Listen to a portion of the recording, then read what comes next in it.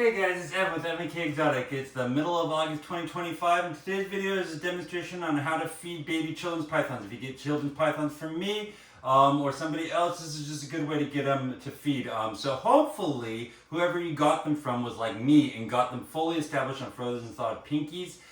Because they're a little bit tricky to get started, but once they have really stamped in the behavior of feeding on frozen thawed, they're not too bad for you guys and they should be pretty easy. But I'm just going to show you how I'd recommend you feed a children's python if you get it from me or if somebody else did. Hopefully it'll work for you too. If it doesn't work for you, what I'm showing you, it probably means that you need to backtrack and use lizard scent and just be a little more using the tactics of starting a baby children's python, because an unestablished children's python, you need to establish the feeding response. And that's kind of the realm of the breeder, but if you find yourself in a position where you can't get yours to feed, you're going to need to backtrack and look at some of the videos I have about this.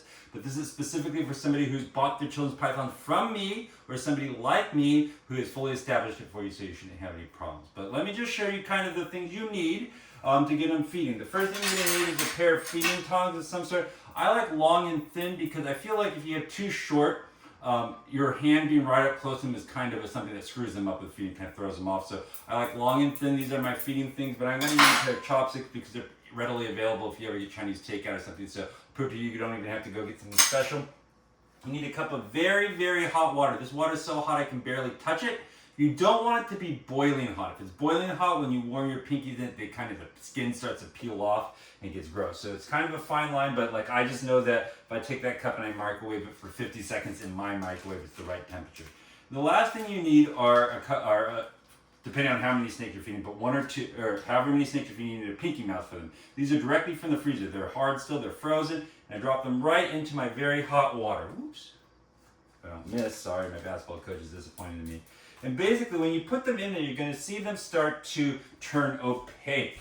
And over time, they're going to thaw out a little bit, and they're going to par cook just enough to make them less goopy and slimy. And so that will help you.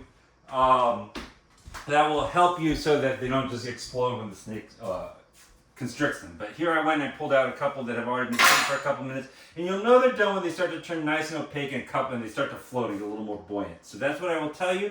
And beyond that, you want to wait and give them a few seconds so they're not burning hot before you feed them. So I'm going to turn my camera around and I'm going to give you close-ups of me feeding two children's pythons.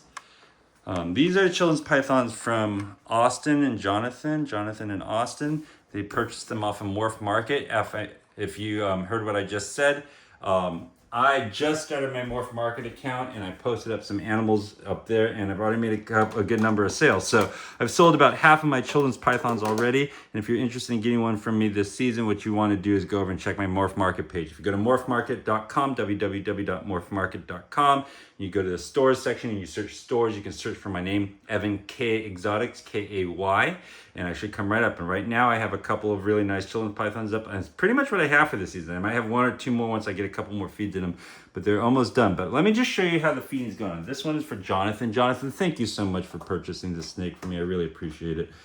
This is gorgeous. I love this one. But here you go. It should be pretty much like this.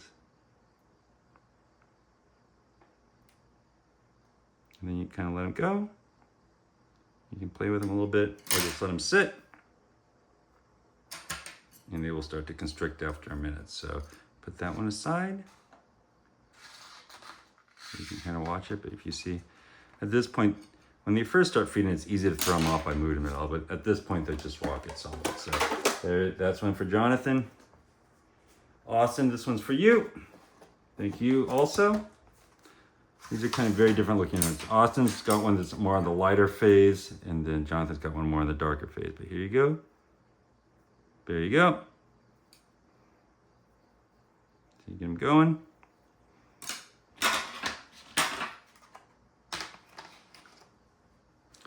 And once they're like that, you can close them back up, put their containers away, and they'll eat at this point. So it's easy as that. No problems when you get them from me.